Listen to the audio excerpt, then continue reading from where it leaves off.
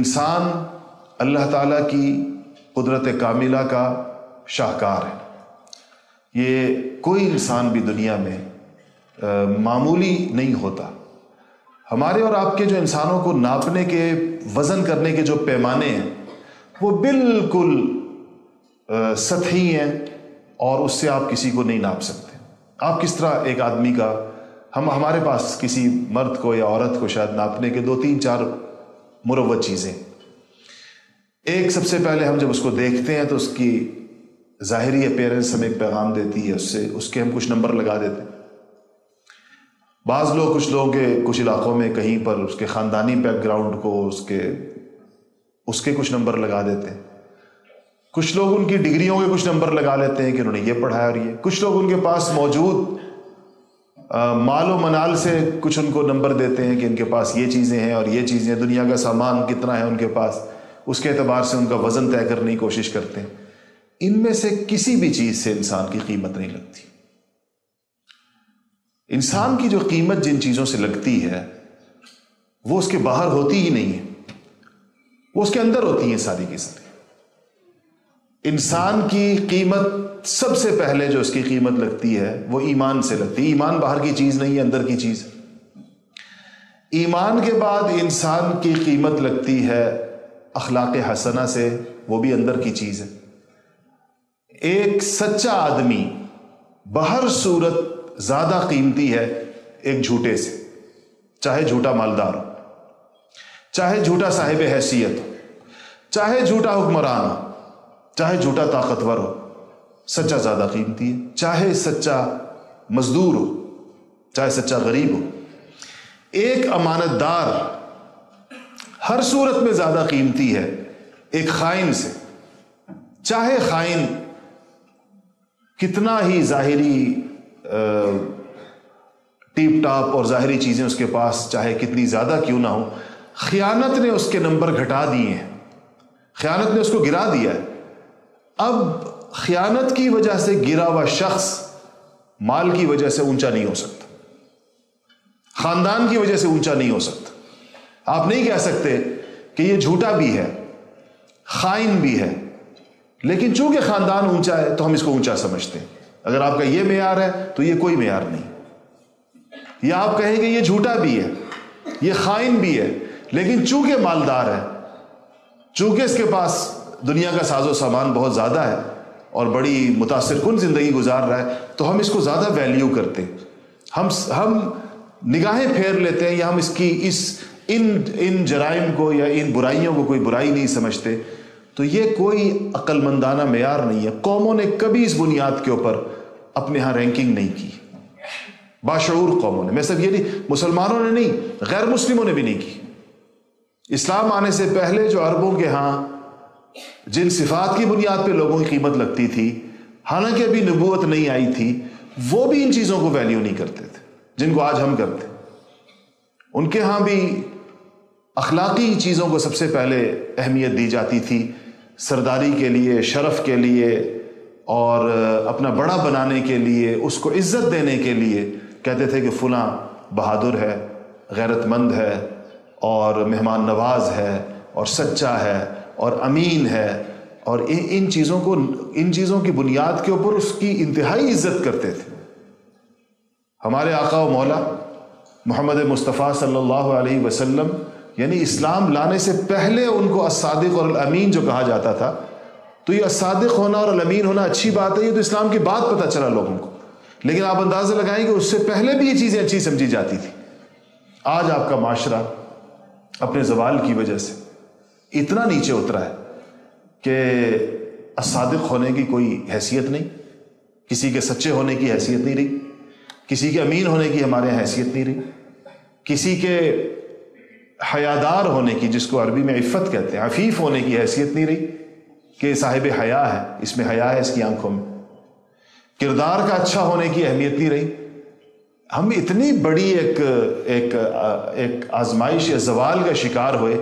آج آپ خاص طور پر، اگر آپ مجھے اس تلخ نوائی پر آپ ناراض نہ ہوں، تو آپ کی عمروں کے نوجوانوں کی اولین جو معراج بن چکی ہے وہ مالی حیثیت،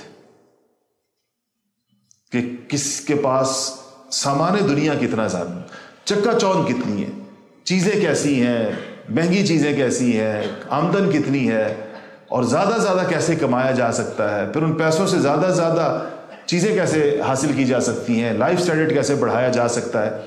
یہ ہمارا واحد غم رہ گیا. ایک ہوتا ہے کہ یہ ہمارے 100 غموں میں سے ایک غم ہو، 99 اور بھی ہوں، سارے غم اس ایک غم کے اندر شامل ہو گئے، ایک ہی فکر رہ گئی ہے. آپ کے یہاں مجھے نہیں پتا کہ سوشل سائنسز پڑھائی جاتی ہے یا نہیں پڑھائی جاتی، لیکن اگر آپ اس پہ سوشیولوجی کے، اینتھروپولوجی کے لوگوں سے پوچھیں گے تو مسلمان ہونا بھی شرط نہیں ہے.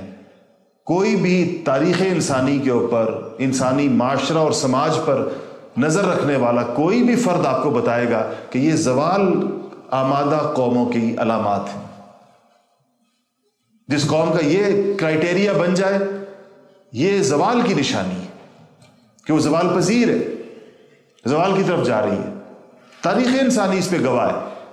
میں یہ بات آپ کو اسلام کی تعلیمات سے کے علاوہ باقی جو پوری دنیا جس پر متفق ہے اس بات کے اوپر آپ سے عرض کر رہا ہوں. تو آج اگر ہم اس پر غور کریں گے تو ہمیں یہ اپنا یہ مسئلہ نظر آئے گا کہ جب اس کی وجہ سے ہماری منزل کھوٹی ہو گئی. ہم نے جب کامیابی اور ناکامی کے معیارات غلط کر دیے کہ ہم نے انسان کی جو وہ چیزیں جس میں جب وہ کمال حاصل کرتا ہے تو پوری انسانیت اس سے فائدہ اٹھاتی ہے. آپ اس بات کی اہمیت کو سمجھیے گا کہ ایک سچا آدمی صرف اپنے لیے سچا نہیں ہوتا. ایک سچے آدمی کی سچائی کی خیر پورے معاشرے کو پہنچتی ہے، اور ایک جھوٹے کے جھوٹ کا شر پورے معاشرے کو پہنچتا ہے. کوئی اپنی ذات کے لیے سچا نہیں ہوتا، اور نہ کوئی صرف کسی جھوٹے کے جھوٹ کا نقصان اس کی ذات تک محدود ہوتا ہے. آپ کے معاشرے میں ایک امین آدمی ہو، امانت دار. نبی کریم صلی اللہ علیہ وسلم کو مکہ کے مشرکین الامین کہتے تھے، اور شدید دینی اختلاف کے باوجود اپنی امانتیں آپ ہی کے پاس رکھواتے تھے. وہ جانتے تھے کہ ان سے زیادہ اچھا آدمی کوئی نہیں ہو سکتا جس پر اعتماد کیا جائے، اور آپ نے ان امانتوں کو ان کے حقداروں تک پہنچانے کے لیے اتنا بڑا رسک لیا کہ اپنے دل کے ٹکڑے، اپنے وہ چچزاد بھائی جن کے ساتھ آپ کو انتہائی محبت تھی، جو بعد میں آپ کے داماد بنے، حضرت سیدنا علی کرم اللہ وجہ، ہجرت کی رات ان کو چھوڑ کر گئے ان حالات کے اندر کہ جس میں آپ کے خون کے پیاسے آپ کے گھر کو چاروں طرف سے گھیر چکے تھے اور آپ کی زندگی ختم کرنے کا فیصلہ کر چکے تھے. سیدنا علی رضی اللہ تعالیٰ عنہ کو چھوڑ کے جانے کا آپ کا مقصد یہی تھا کہ جو امانتیں میرے پاس رہ گئی ہیں وہ واپس حقداروں کو پہنچ جائے. آپ نے اتنا بڑا رسک لیا صرف اس بات پر کہ میں اگر چلا جاؤں ایسی سب کچھ چھوڑ کر تو کسی کی امانت میرے گھر میں نہ رہ جائے، جو ضائع ہو جائے کوئی اور اس کو اٹھا لے. تو جن لوگوں نے آپ پر اعتماد کیا تھا، آپ سوچیں کہ ان کی کیا کیفیت ہوئی ہوگی. اور لوگ یہ کہتے تھے، مشرکین مکہ یہ کہتے تھے، یہ نہیں ہو سکتا جو شخص دنیا کی امانتوں کے بارے میں اتنا سچا ہو وہ خدا کے بارے میں ہم سے جھوٹ بولے. یہ کیسے ہو سکتا ہے؟ جو دنیا کی چھوٹی چھوٹی چیزوں کے بارے میں اس قدر سچا ہے، اتنا محتاط ہے، اتنا حساس اور سینسٹیو ہے، وہ خدا کے بارے میں ہم سے جھوٹ کیسے بول سکتا ہے؟ ابو جہل نے یہ بات کہی. اس نے کہا، کسی نے اس سے کہا کہ ابو جہل سے ایک مشرک سردار نے پوچھا کہ تم سچی بات بتاؤ، یہ نبی نہیں ہے محمد رسول اللہ، نبی نہیں ہے؟ اس نے کہا کیسے نبی نہیں ہے، یعنی کیوں نبی نہیں ہے؟ ابو جہل نے کہا جس کو ہم نے اپنی پوری زندگی کسی معمولی سے معمولی مرد یا عورت کے ساتھ جھوٹ بولتے ہوئے نہیں دیکھا 40 سال کی زندگی میں، وہ اگر 40 سال کسی انسان سے جس نے جھوٹ نہیں بولا، وہ خدا پر جھوٹ باندھے گا کہ مجھے خدا نے نبی بنایا اور اللہ نے اس کو نبی نہ بنایا ہو. یہ کیسے ہو سکتا ہے؟ یہ ابو جہل کہہ رہا ہے کہ یہ کیسے ہو سکتا ہے. تو پھر اس نے کہا پھر تم مانتے کیوں نہیں؟ تو اس نے کہا، جو اس نے جواب دیا اس کا خلاصہ یہ تھا کہ خاندانی منافرت کا مسئلہ ہے. یہ بنو عبد مناف ہیں، ہم بنو مخزوم ہیں. ہم ایک طرح سے چچزاد بھائی ہیں، اور ہم نے ایک دوسرے کا ہر چیز میں مقابلہ کیا ہے، مہمان نوازی میں مقابلہ کیا ہے، بہادری میں مقابلہ کیا ہے، شرف اور عزت کی ہر چیز میں مقابلہ کیا ہے، اور اس مقابلے میں ہم برابر رہے ہیں۔ اس کی تعبیر بڑی زبردست اور بلیغ ہے عربی کے اندر کہ 2 گھوڑے جب مقابلے میں ہوتے ہیں اور وہ ساتھ دوڑ رہے ہیں، بالکل طے نہ ہو رہا کون سا آگے نکلتا ہے، کہتے ہیں اس طرح ہم ان کے ساتھ رہے ہیں۔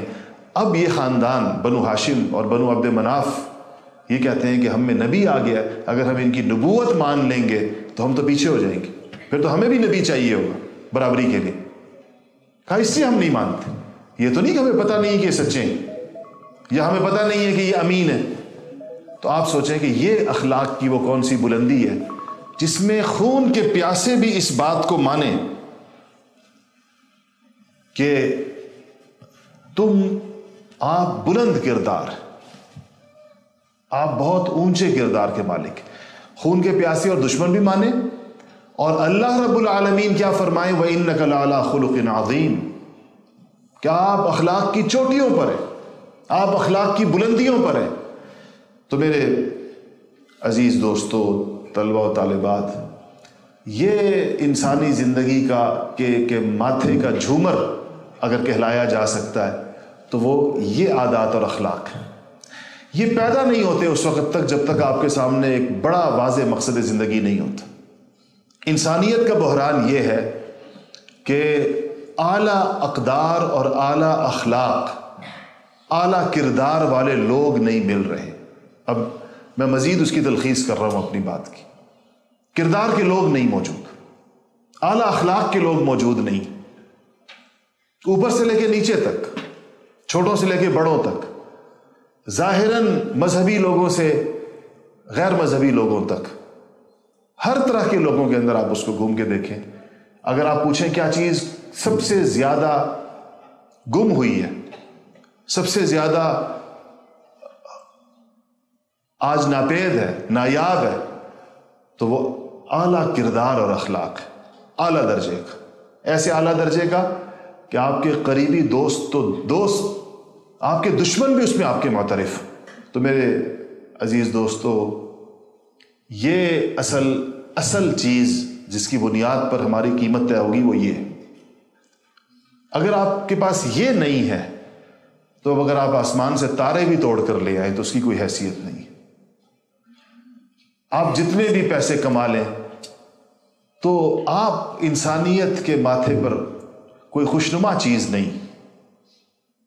آپ جتنے بھی مشہور ہو جائیں، آج کل تو شہرت کے بہت سے ذرائع دستیاب ہیں، تو آپ کی فین فالوئنگ جتنی زیادہ بھی ہو جائے، فالوورز جتنے زیادہ بھی ہو جائیں، آپ کو جاننے والے لوگ جتنے زیادہ بھی ہو جائیں، تو یاد رکھیے کہ اس سے فائدہ تو درکنار، آپ یاد رکھیے گا کہ اخلاق سے عاری لوگوں کی دولت دنیا کے لیے عذاب ہے، ان کی شہرت دنیا کے لیے عذاب ہے۔ آپ خود سوچیں، جو اخلاق سے عاری شخص دولت مند ہوتا ہے وہ اپنی دولت کا استعمال صحیح کرتا ہے یا غلط کرتا ہے؟ وہ اپنی شہرت کا استعمال صحیح کرتا ہے یا غلط کرتا ہے؟ عہدے اور منصب پر آ جائے تو اپنے عہدے اور منصب کا استعمال صحیح کرتا ہے یا غلط کرتا ہے؟ مشہور ہو جائے تو اس کا نقصان پوری دنیا کو پہنچے گا، انسانیت کو پہنچے گا۔ مالدار ہو جائے تو نقصان پہنچے گا، صاحب منصب ہو جائے تو نقصان پہنچے گا، وہ انسانیت کے لیے نقصان دہ ہوگا۔ پڑھا لکھا ہو تو زیادہ نقصان دہ ہوگا بنسبت ان پڑھ ہونے کے، اس لیے کہ اس دنیا کو زیادہ نقصان جو پہنچایا ہے وہ پڑھے لکھے لوگوں نے پہنچایا۔ تباہی کے آپ دیکھ لیں، حکمرانوں میں دیکھ لیں کہ ہمارے ان پڑھ لوگ بیچاروں کے اپنے آپ کو ہی نقصان پہنچایا ہوگا، کسی اور کو کیا پہنچایا، اپنی ذات تک ان کا نقصان محدود ہوگا۔ لیکن جس کا جتنا سپین بڑھتا ہے، جتنی زیادہ چیزیں اس کی دسترس کے اندر آتی ہیں، اگر وہ شخص جینون نہیں ہے، اصلی نہیں ہے، اور اس کی دوہری شخصیت ہے، اور اس کے قول و فعل کے اندر تضاد ہے، اور اس کا کردار نہیں ہے، کیریکٹر نہیں ہے، اور وہ کسی اصول کا آدمی نہیں ہے، تو آپ یاد رکھیں کہ وہ پوری انسانیت کو اس کا ضرر پہنچتا ہے۔ آج یہ ہمارا بحران ہے کہ ہمارے تعلیمی ادارے اس حوالے سے اپنی نئی نسلوں کی کوئی جامع اور بہترین تربیت کرنے میں ہم سب، صرف یونیورسٹیوں میں نہیں، ہم اپنے گھروں میں بھی ناکام ہیں۔ تمام والدین کا یہ مشترک مسئلہ ہے، اور آپ تو جب اس مرحلے پر جائیں گے تو ہم سے زیادہ پریشان ہوں گے آپ لوگ، اس لیے کہ اس زمانے آج سے 10 سال کے بعد 15 سال کے بعد جب آپ کی اولادوں کا وقت آئے گا، پھر ان کی جوانیوں کا وقت آئے گا، تو یہ میری باتیں آپ کو یاد آئیں گی۔ اگر آپ کو یاد رہیں، بعض باتیں یاد رہتی ہیں، تو آپ یاد رکھیے گا کہ ہمیں سب سے بڑا بحران جو درپیش ہے تربیت کا بحران ہے۔ ہم ڈگریاں دے رہے ہیں، چھاپ چھاپ کے دے رہے ہیں، ہمارے پرنٹرز لگے ہوئے ہیں جو ڈگریاں نکال رہے ہیں، اور یونیورسٹیوں میں داخلے دیے جا رہے ہیں، اور یونیورسٹیوں کو چارٹر ملے جا رہے ہیں۔ 250-300 یونیورسٹیاں پاکستان میں ہو گئی ہیں، اور بھی ہو جائیں گی۔ اور آپ جب کوئی صاحب کردار فرد ڈھونڈیں، آپ کوئی بامقصد انسان جو کسی کو مقصدیت کی طرف لے کے جا سکے، تو پھر وہ کہتے ہیں، اردو کا محاورہ ہے کہ چراغ رخ زیبا لے کر ڈھونڈنا پڑتا ہے، پھر بھی نہیں ملتا۔ آپ کم سے کم اگر یہ نیت کر لیں کہ اپنی اس تعلیم میں بہترین ایکسلنس کے ساتھ اعلیٰ ترین اپنے تعلیمی چیزوں کو آگے لے جاتے ہوئے آپ اپنی اولین توجہ کا مستحق اپنے آپ کو اور اپنی ذات کو سمجھیں گے، اپنے باطن کو اور اپنے اندر کو سمجھیں گے، اپنے اخلاق کو اور اپنی عادات کو سمجھیں گے، تو آپ یقین کریں آپ اتنا بہترین اور خوشنما اضافہ ہوں گے اس اربوں انسانوں کی دنیا میں کہ پھر جو آپ کی قیمت لگے گی وہ بڑی غیر معمولی قیمت ہوگی۔